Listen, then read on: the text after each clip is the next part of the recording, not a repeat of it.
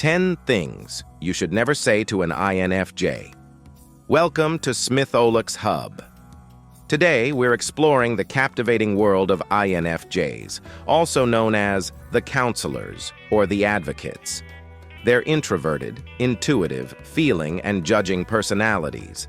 Today, we'll explore their unique traits and, more importantly, reveal the 10 things to avoid when talking to an INFJ.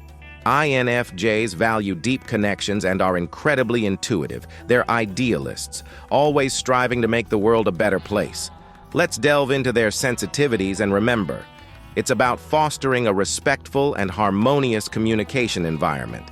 And now, the heart of the matter, the 10 things you should never say to an INFJ. Remember, it's not about coddling them, but about fostering a respectful and harmonious communication environment. Let's dive into thing number 1, dismissive comments. Now, we've all been there, right?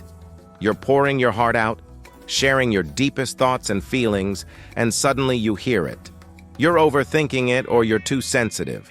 But for an INFJ, these seemingly innocent phrases hit deeper than you'd imagine. Think about it. When someone tells them you're overthinking it, it's like saying their drive to understand the world on a profound level is a flaw. And you're too sensitive? Well, that implies their emotional depth and empathy are seen as weaknesses, not strengths. So if you're talking to an INFJ, skip these dismissive lines. Instead, embrace thoughtful conversation. Appreciate their depth and value their unique perspective. That way, you're not just showing respect, you're opening doors to some truly meaningful and enriching interactions. Let's jump into thing number 2, personal critiques. We all know that personal growth often involves a bit of constructive criticism, but when you're dealing with an INFJ, it's a different ball game. See, INFJs are passionately committed to their missions, driven by a deep desire to make a difference. They're their own toughest critics, setting high standards. So when they hear you're not doing enough, it's not just a comment, it's a gut punch. It triggers self-doubt, anxiety, and a feeling of not measuring up. Here's the thing. When you're talking to an INFJ, critiques should be constructive and delicate. Instead of saying, you're not doing enough, try offering support, understanding their goals, and providing guidance when needed. That way, you're creating an environment where they can thrive and keep making their mark on the world. All right, let's dive into thing number 3, inauthenticity. Now, we all appreciate honesty, right? But for an INFJ, it's not just a preference, it's a way of life. See, they're all about authenticity, being true to themselves and others. So, when they hear, just be someone you're not, it's not just a comment, it's a real gut punch. For an INFJ, authenticity isn't just a value, it's the bedrock of their interactions and relationships. Suggesting they act contrary to their true selves feels like a betrayal of their core values. It erodes the trust and connection they cherish. Here's the deal. When you're talking to an INFJ, don't ask them to be someone they're not. Instead, celebrate their uniqueness and let them be their genuine selves. By nurturing an environment of authenticity, you'll forge stronger, trustful connections with an INFJ. Let's talk about thing number 4, invasive questions. Picture this. You're sharing your innermost thoughts and feelings, and suddenly, you're bombarded with overly personal questions. For an INFJ, that's like crossing a line. You see, INFJs are all about personal space and boundaries. They value deep connections, but they prefer to do it on their terms. So, when you hit them with invasive questions, they might withdraw or put up their guard. But here's the trick. When you respect their boundaries, you create a safe and welcoming space for them to open up at their own pace. Patience and understanding are your best friends when you're chatting with an INFJ. Give them the freedom to choose what and when to share, and you'll discover your conversations are not just deeper but also more meaningful. Let's get into thing number 5, overly logical responses. Imagine this scenario. You're sharing your feelings, seeking emotional connection, and baring your soul. But what you get in return is an overly logical or emotionless response. For an INFJ, that's like hitting a brick wall. You see, INFJs are all about feelings and intuition. They want that emotional connection. So when you respond with pure logic, it's like a missed connection. It leaves them feeling unheard and unacknowledged. Here's the key. When you're talking to an INFJ about emotions, they need emotional responses. Offering empathy, a listening ear, and understanding goes a long way. It's like speaking their language and letting them know you appreciate their emotional depth. So, respond with heart and compassion in these conversations. It's the way to their deeper understanding. All right, thing number 6. Judging their idealism. INFJs are dreamers, driven by their idealistic beliefs and a deep desire to make the world a better place. So, when you brush off their ideals as unrealistic, it's like putting a dent in their heart. You see, it's all about supporting their optimism and dreams. Instead of judging, encourage them. Share your concerns or reservations in a constructive and supportive way. This keeps their motivation alive and their sense of purpose intact. Avoid the dismissive or judgmental route. Instead, be the wind beneath their wings. It's how you keep those positive and constructive conversations flowing. Let's explore thing number 7. Mocking their intuition. INFJs are the intuitive experts. They have this incredible knack for reading between the lines and understanding the unspoken. But when you don't take their intuition seriously and instead choose to ridicule it, it's like a punch in the gut. You see, their intuition is a gift. It lets them connect on a deeper level. So instead of mocking, try asking for more insights or clarification. This way, you're not just acknowledging their unique perspective, you're opening the door to more profound and productive conversations. Skip the mockery and open the door to deeper understanding. It's the key to truly connecting with an INFJ. Let's move on to thing number 8, dismissing their need for alone time. Now, INFJs are introverts, and alone time is like their secret sauce for recharging and rejuvenating. But here's the deal. Don't label it as being antisocial or distant. Alone time is not just a preference. It's a necessity for their overall well-being. It's like their superhero cape.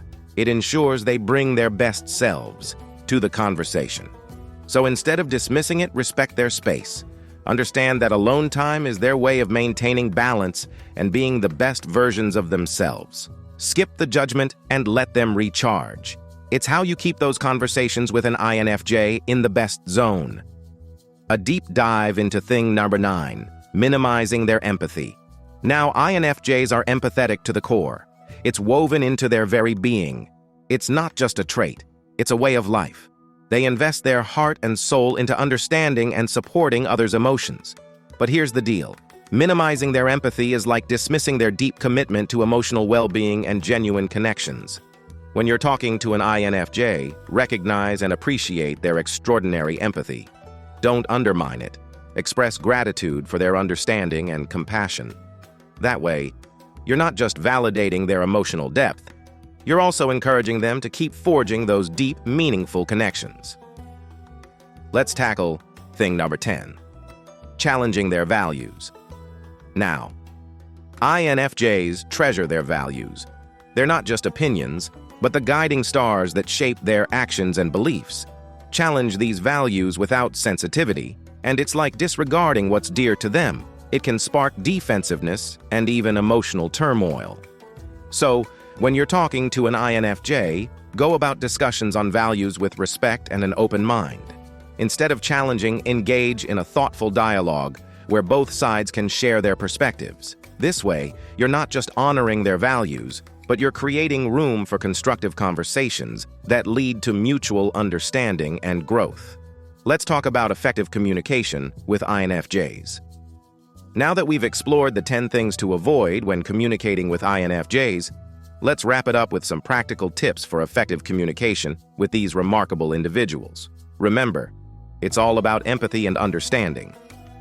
Tip 1. Be empathetic. INFJs thrive on emotional connections, so empathize with their feelings and thoughts.